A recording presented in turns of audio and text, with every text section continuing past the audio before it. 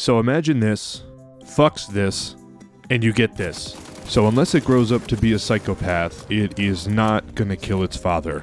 We all know Overwatch is a MILF, but it definitely has the DNA to be its own thing, and I do think it can do well on its own. It's in its preseason infancy, and I am enjoying my time with XDefiant. The gunplay and movement feels very much like your typical COD, while introducing the hero abilities at a very intense level. You want a suicide bomb ability? You want literal wall hacks? Want a Halo energy shield? Want to be at the bottom of the leaderboard? Play DedSec. The only team locked behind experience, no one plays them, and I literally don't even know what their abilities are, honestly. I think that's what XDefiant does that I haven't seen any other game do entering this space. It takes the abilities and amps them up to 11 while still feeling like no specific team has an advantage over the other. You have your damage dealers in the cleaners from The Division, the healers with the Libertad in Far Cry, the stealth sniper types in the Echelon, and the general assault class with the Phantoms. And like I said, I am unsure what the DedSec do. I think they're kind of like the counter UAVs of the game, and they're from Watch Dogs, if that gives you any idea. But as fun as I believe the game is, it is definitely far from perfect. Firstly, everything I played on was PS5, as my heterosexual life partner and co-host of the Quick Load podcast and I downloaded the game on PC and just kept getting different error codes every time we opened the game, and even after rechecking the files, the game that was literally just downloaded still wouldn't open. And based on our Reddit research, it seems this is a pretty widespread issue. My guess is it has to do with BattleEye, which has literally blue screened Adam's computer before while playing Rainbow Six Siege, so that would definitely track. So the menu navigation is buns. I really appreciate that all the in-game progressions are unlocked via challenges, so you can skip the guns you don't really care for and immediately attack the challenges that you need to do in order to get the guns you want, which is something I always disliked from Call of Duty and most shooters, where if I want a gun, I just have to wait to hit a certain level rather than being able to go after that one directly. But actually accessing the challenges that are required to unlock said weapons and characters is fucking impossible to get to. It's behind a massive jumble of a menu. There's only one menu that tells you them, but getting there is really annoying, and you can't just see the challenges as it progresses. Fuck. There's not an easy way to see your challenges and your progression through them without having to just go to that menu. Even when you're waiting for a lobby, it gives you a very brief challenge description with some progress, but that's very far and few between.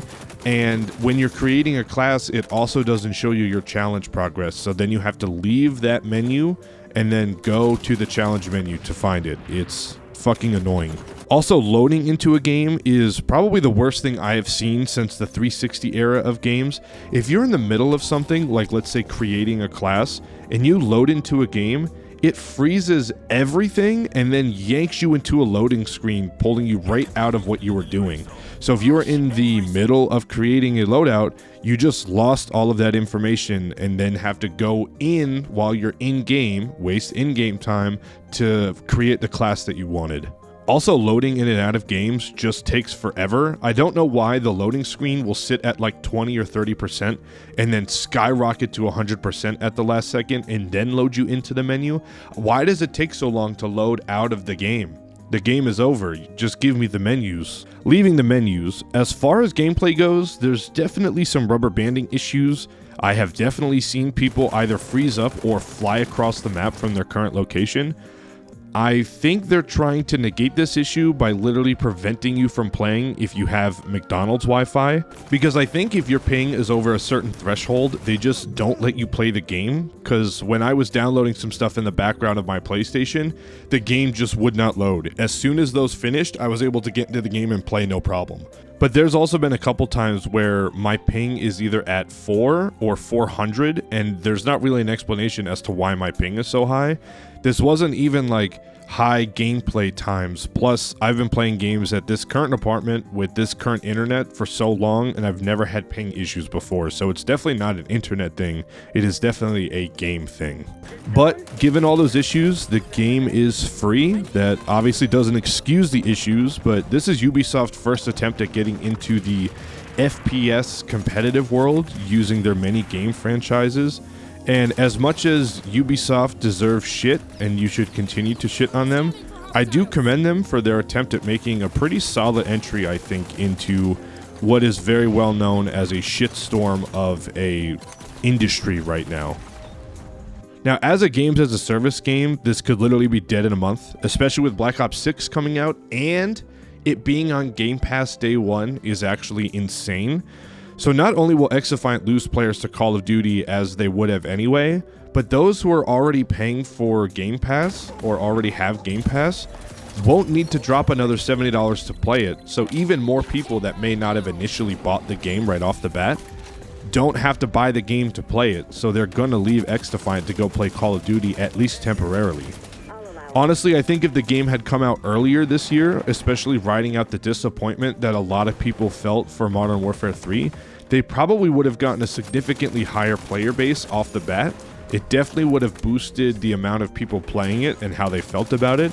But coming out right when Black Ops 6 was announced, everyone's kind of already talking about Black Ops 6, making it an even harder fight for XDefiant.